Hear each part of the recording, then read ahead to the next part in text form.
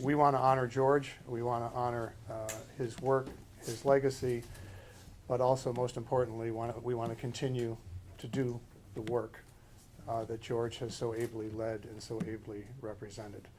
So there'll be a lot more about this coming both in the media and through our own communications. But we thought that this was, again, a fitting tribute to George, and also something that he feels very deeply about. So George and Carol, why don't you come up and say a few words.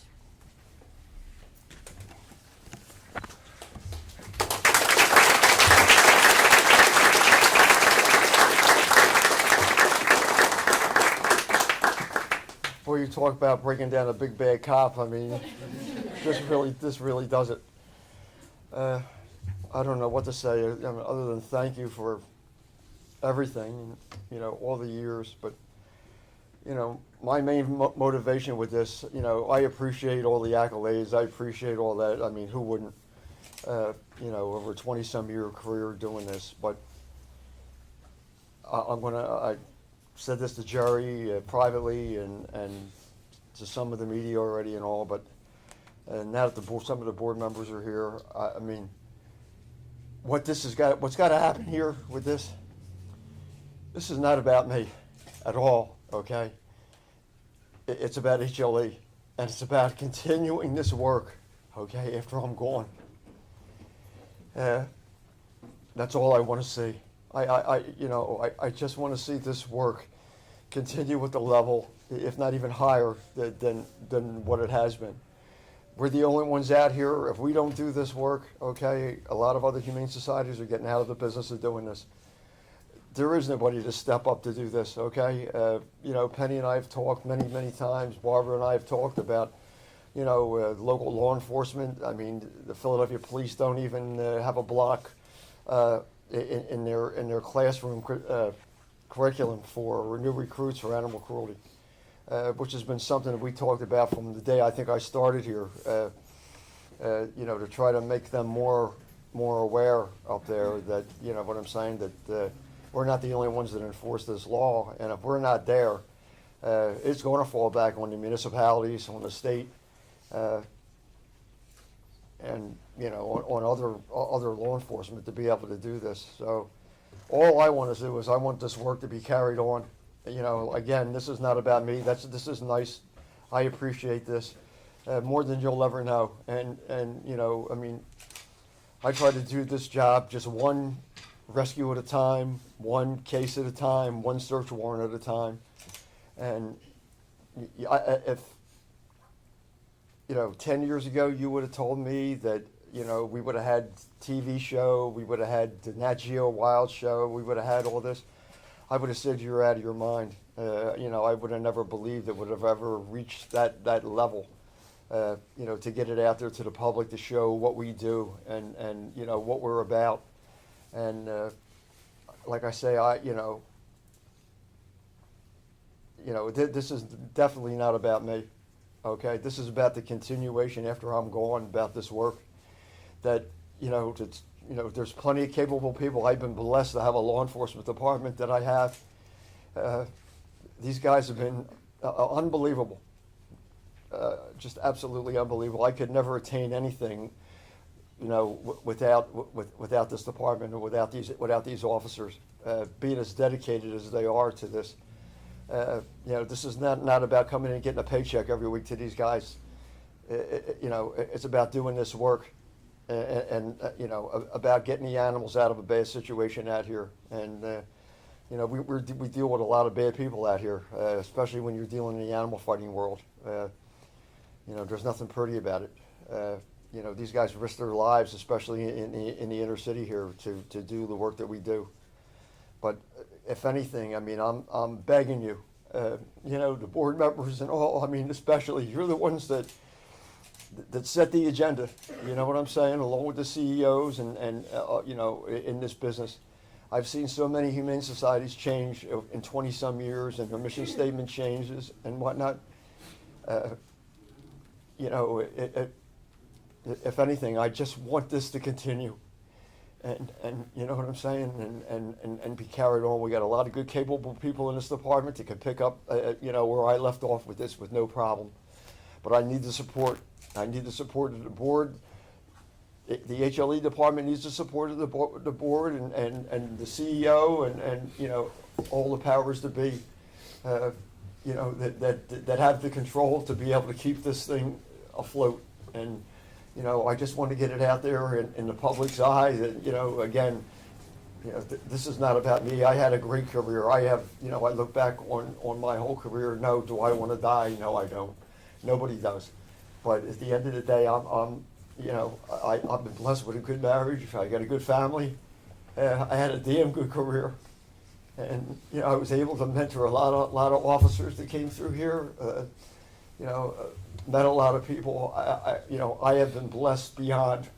So I'm prepared for what's going to happen to me. But like I say, you know, what I want more than anything is for this work to be carried on and not to be left behind.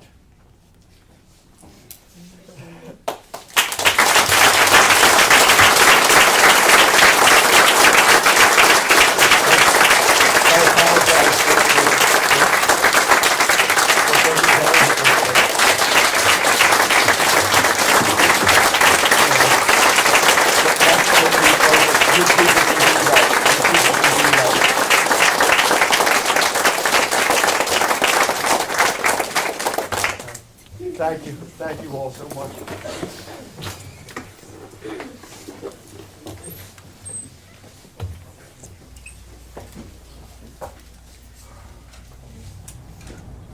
George, thanks. Carol, behind every strong person is almost always another strong person. Or nag. Or nag. But my sign in my kitchen says I'm a motivational speaker. Big difference. You are a motivational speaker, and I've had the privilege of seeing that up close in the last many weeks, and we are blessed to have George. George is blessed to have you, as are we. So George, to your question, and to your plea, we are committed. We are committed to the work. We're committed. It's the soul of who we are and what we do. With no disrespect to any other organization, a lot of other organizations can do some of the things we do. Nobody can do what we do at the rate that we do it, at the skill level that we do it, and with the passion that we have for doing it. So be assured that your wish will be honored. So, okay. Another our officer, Jack Ardrey, arrived from the outer counties. He had the longest drive. Jack, welcome. Sarah E. Remus, one of our former employees, is here as well. So we're going to have lunch. I know we're not always, maybe it's not politically correct to thank the media, but I want to thank all of you for coming and also for all of your coverage and over the years. And as we were talking with various folks from the media, they know George personally, and he's been a great resource. So we appreciate your attendance as well. So thank you all, George, and George. I'm sure some others who may want to say hello personally can do so, but we've been running George pretty hard for the last 4 hours or so. So we'll do our best to. He's good. He's good. Did you hear that? He's good. Okay. Thank you.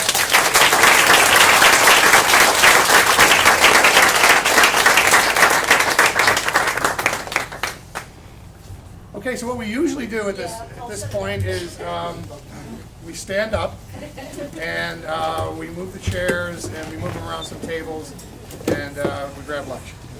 So everybody's welcome to do this.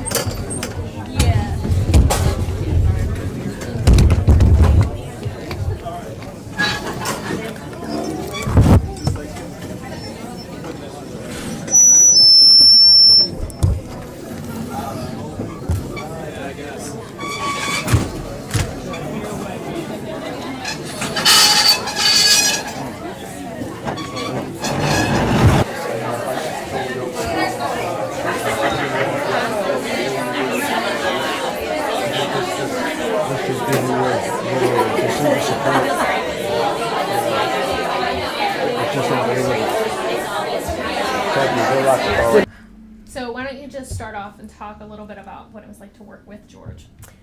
George has been phenomenal to work with. He's got so much energy and so much compassion and so much commitment to saving animals in Pennsylvania. He actually helped get a warrant for a building that nobody was allowed to go into.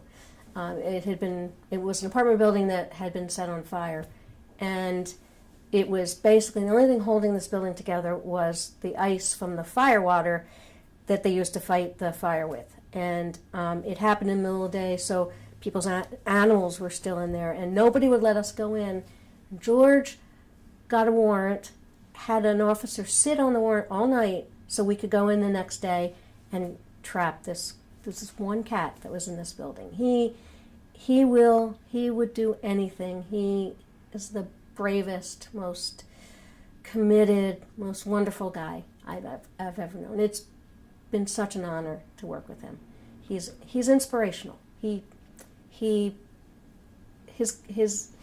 dedication is just contagious, and it makes you work. He makes you work harder because he works harder. He's a great guy. I love the man. So what do you think about the Bengal Fund, and what do you hope will come from it? That's okay. Oh, the her money. money, No, it yeah. isn't. I can see that tape. I think the most important thing to George is to continue the humane law enforcement. Oh, hang on. We just got that up. We're wrong. Okay. The Bengal Fund. The Bengal Fund. The Bengal Fund, it means more to George than anything anybody could have done for him. All he wants is to see humane law enforcement continue in the same manner that it was run under him. And he turned this program into such an amazing organization. The team he assembled has been wonderfully trained, and everyone is very, very committed to the work. The George Bengal Fund means more to George than any words we could have ever said to him. He wants his legacy continued, and he has quite the legacy to leave behind. And I'm just overjoyed that he's being recognized in the way that he so deserves. How would you like to see George remembered? I think anyone who's known George, who's interacted with George, will remember him as very funny, very intelligent, very enjoyable to be with. But he will never be forgotten for the work he's done for abused and neglected animals in Pennsylvania. He has done more than anybody I've worked with for abused and neglected animals, and he will always be remembered for that. Personally, I'll remember him as being one of the most wonderful people I've ever had the honor to be friends with. I will miss him. How would you like to see his legacy go on? I would love to see the Humane Law Enforcement Unit expanded. There's a lot of work to be done. I'm hoping with his fund there can be money raised so that we can get out there and save even more animals in his name, and that the DA's office will is committed to prosecuting, all the cases that this team brings. The fund will make a tremendous difference, I hope. I don't want to put words in your mouth, but I'm thinking about how the fund might help to raise awareness, because I know that the actual animal laws are pretty weak. Yes, And do you see that maybe the fund could help Yes. to do that? yes. George has been very visible in the community through the TV shows and through the newscasts whenever there's a raid.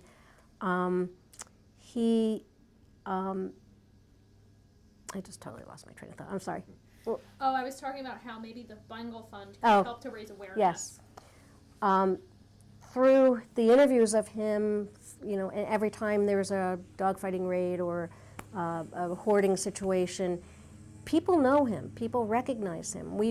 Anytime we've been in court together, people come up to him and shake his hand because they know what he has done. And I think he has made so many more people aware of what goes on in the community, and it's this awareness that's going to help us find incidents of abuse and neglect in the community. That's the way we can fight this crime, is by having people look out for the animals in their neighborhood and knowing who they can reach out to when they see an incident of abuse or neglect. So the fund will shed a light on the problem and hopefully raise awareness and continue George's legacy of preventing abuse and cruelty.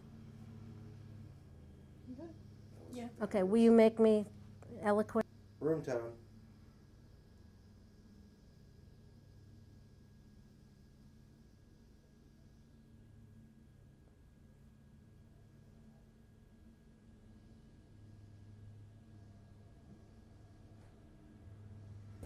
Are diagnosed with this in the United States. Since my whole career has been in law enforcement, I was never in a field where I would have been exposed, that I know of, to any kind of asbestos, except when I was in the military. And the kind of mesothelioma that I have, it takes approximately 50 years for it to actually grow from the time you're exposed. So have you made a distinction between, not necessarily, but between being during the Vietnam War, not necessarily the exposure in Vietnam? No, it was during my military time. I What, would have what had branch of the service? Army. Army. And what were you doing over there? I worked in the. I was a medic when I was stateside, and worked at the Fort Jackson Army Hospital, and then I was recruited, so to speak, to go to Vietnam. And as a medic? I started that in that direction, but I had a military driver's license, so I landed there 3 days, 2 to 3 days before the Tet Offensive took place. So they used me as a truck driver over there for quite some time. So always in Saigon or that general area? Yeah, we landed in Tan Son Nhut, And what was your rank in the military? Spec 4. Spec 4. And how long were you there? I was like 14 months. 14 In years. Vietnam. Yeah. And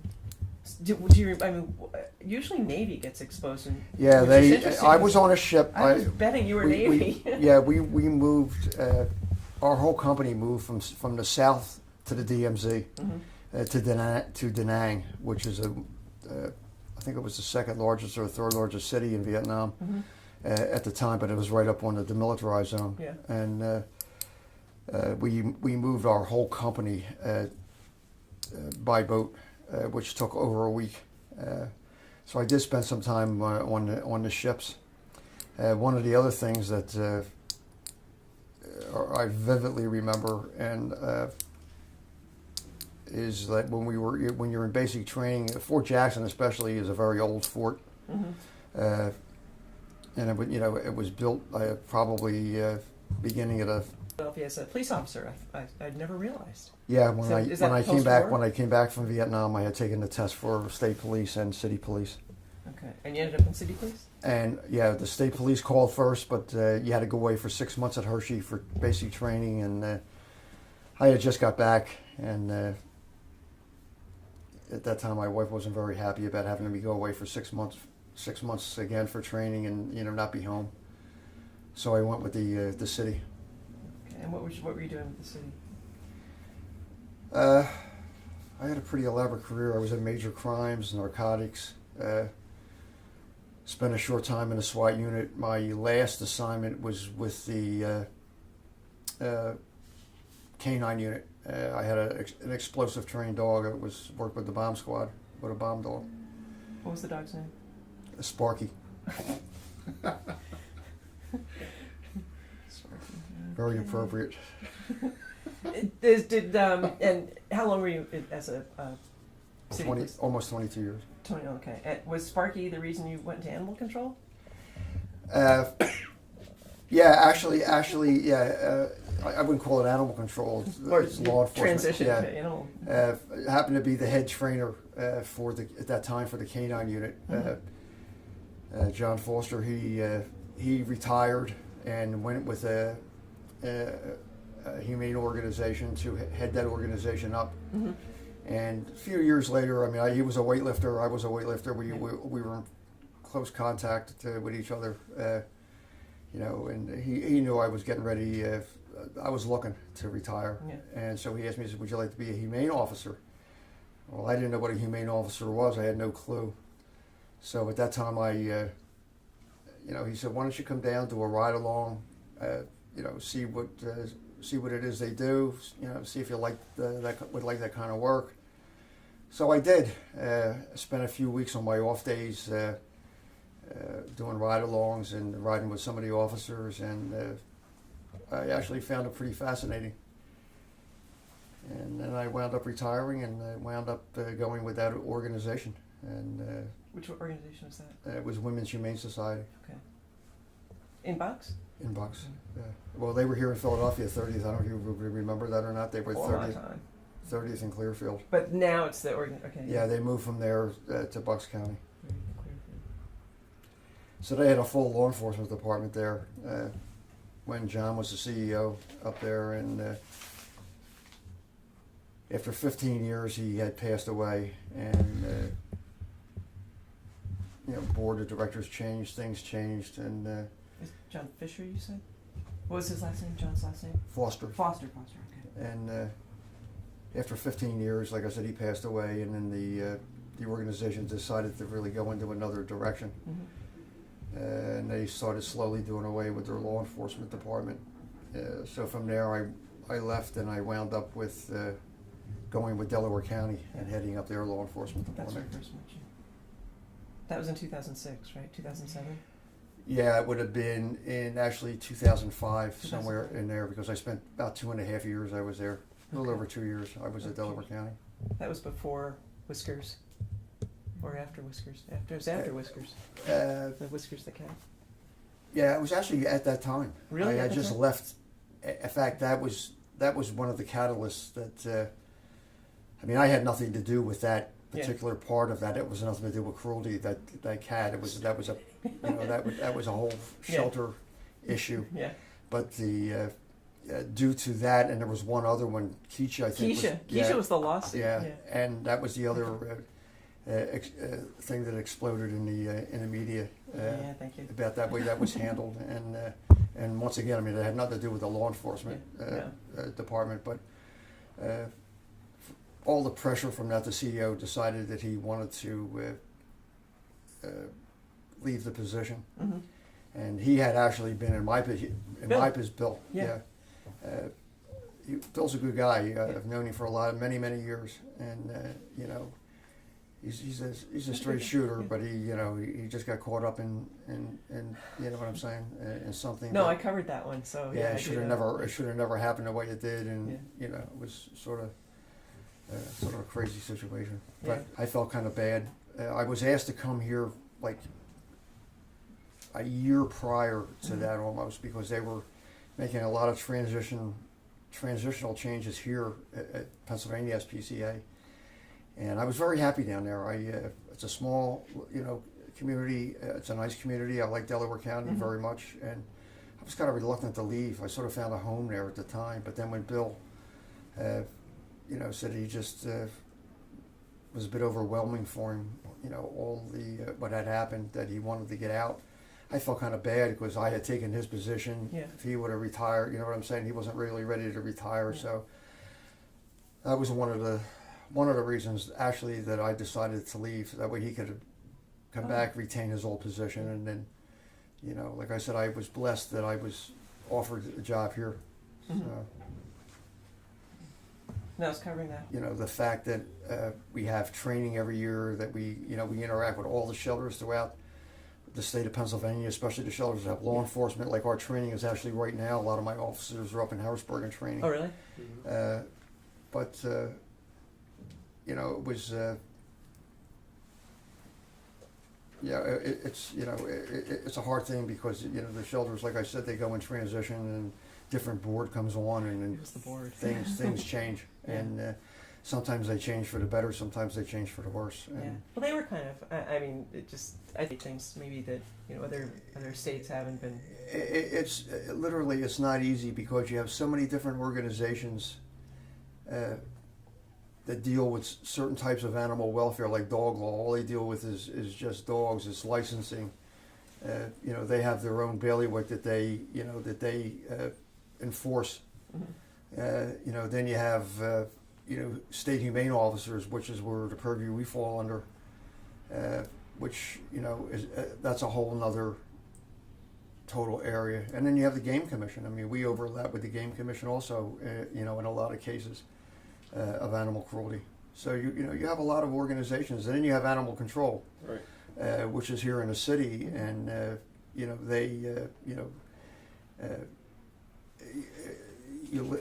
literally need a degree just to figure out who does what and what falls under what, to get a precise answer. And I think the public a lot of times gets frustrated and very confused because they'll call our hotline for certain things, and it'll be more of an animal control issue or maybe a dog law issue, and they're like call them and they're referring me to to here, and it gets kicked around because it is so confusing to try to gain the understanding of what each organization does and what their purview is. What would you change if you could just wave a magic wand? What would you change? Oh my word, there's so much that, literally, I mean, besides the laws being stricter in some areas, for animal cruelty, I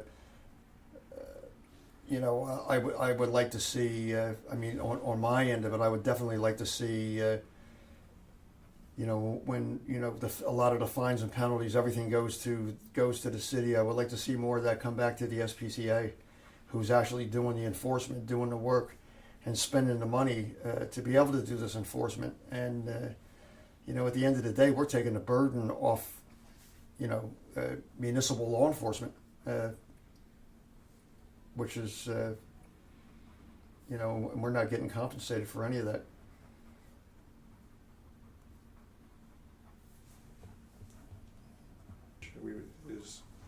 Is funding. Absolutely. That sounds like funding and laws. Yeah. Yeah.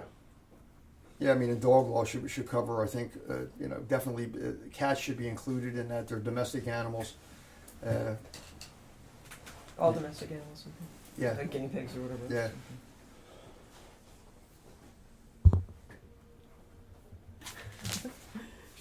No, I mean, other than that, I think, Well, you talked about the frustration of, well, part of it was you just talked about the confusion of what people, but also it goes to the laws about the calls we get of people complaining that we're not doing our job, or and the difference between enforcing the law and breaking the law Right. in order to. I mean, a lot of time is spent, especially on our hotline, explaining to the public, when they call, when they call about a dog, stray in front of a house, an animal hit by a car, it sounds like it would be animal cruelty, and we wind up with the call, but actually it would fall under the purview of animal control.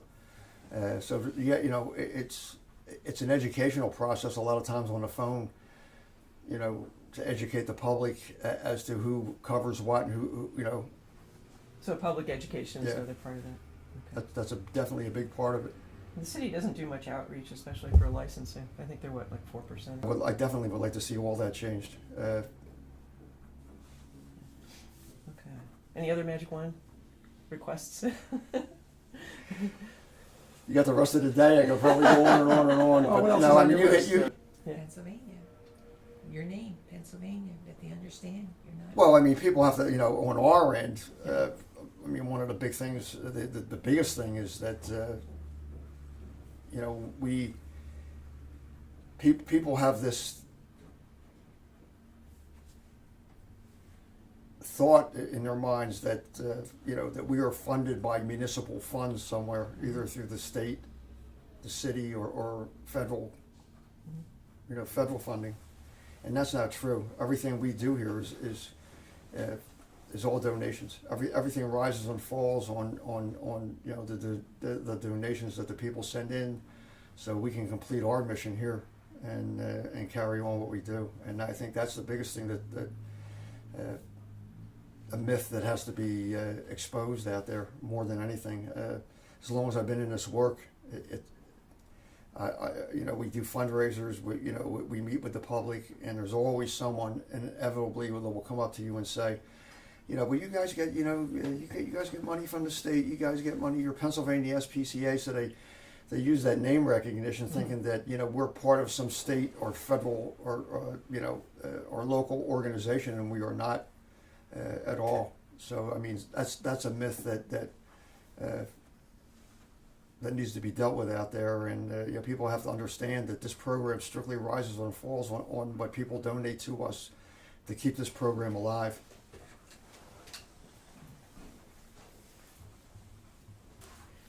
This will be about my 21st 24. or 24th in this. 24th year? Yeah. Certainly there's been highs and lows. Well, I mean, the fact that over my career, I mean, the thousands of animals that we have rescued and been able to save, you know, through our program here, has been enormous as far as I'm concerned. I mean, based on the amount of officers that we have, and we you know, we get anywhere from 8,000 to 10,000 calls a year that we have to handle. You know, we have 6 officers that work just strictly here in the city, and then we have officers throughout the whole eastern end of the state that you know, we have working in other counties.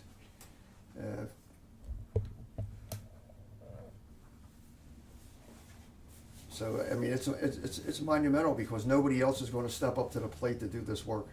If we were to go away, like a lot of the other SPCA's have gotten out of the law enforcement business, which I'm sure you know, you've seen over the years.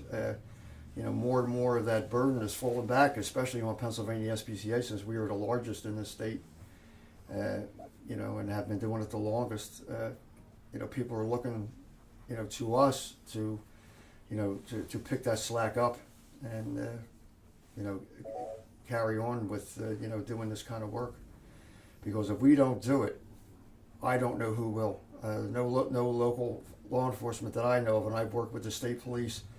I've been up to the state police barracks. I gave a lot of their seminars and training up there. We've done a lot of seminars and training here for Philly PD. I mean, Philly PD doesn't even get a block of training, okay, when they go through the police academy for animal cruelty.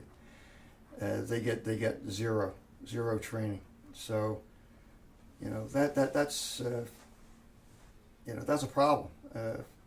Like I said, if we weren't here to do this work, I don't know who would do it. I don't know who would pick it up. Because they're not equipped to do it. They, you know, and for the most part, none of them are trained to do it. And the state police did make an attempt to do Of sorts with the trap and got an animal out. yeah, we were able to. That was sort of a very unique situation because the building was condemned by the fire marshal's office that was unfit for human habitation. They wouldn't even let the people go back into their apartments. It was a big apartment complex. Do you remember? I believe it was at somewhere around 60th Street, Spruce, 60th and Spruce, somewhere in that area. Yeah. And they wouldn't even let the people go back into their apartments. People had left animals in that building. And what was, I think, even more ironic is that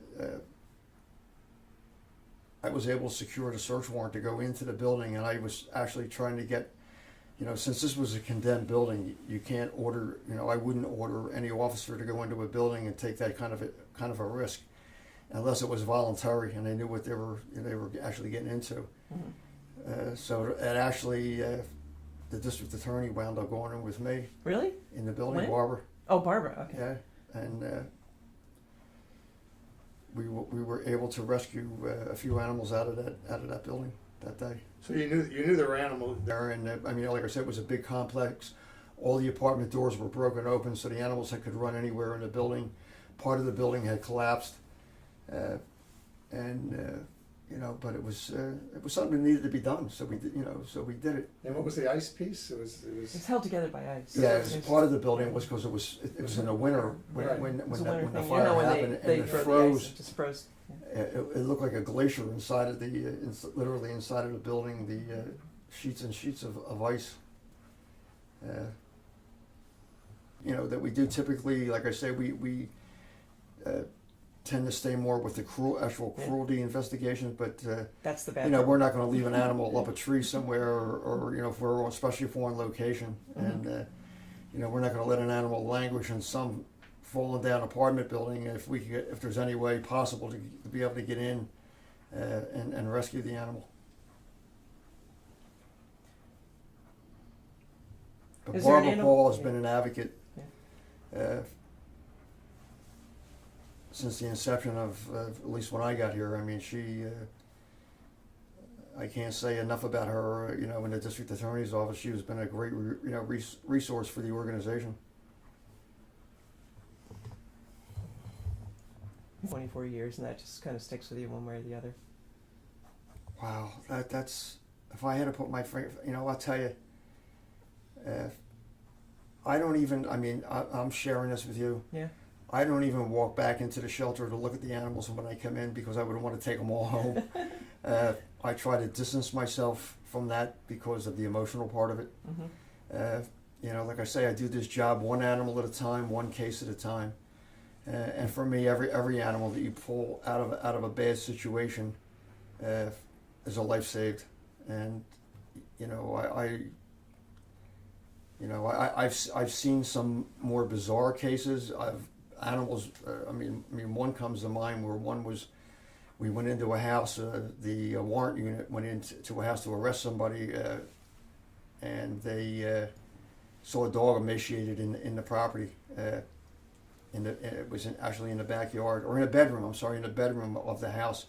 They gave us a call before we left. We were able to go down. We secured a search warrant for the property, removed the dog. They arrested their individual, and we were leaving the property.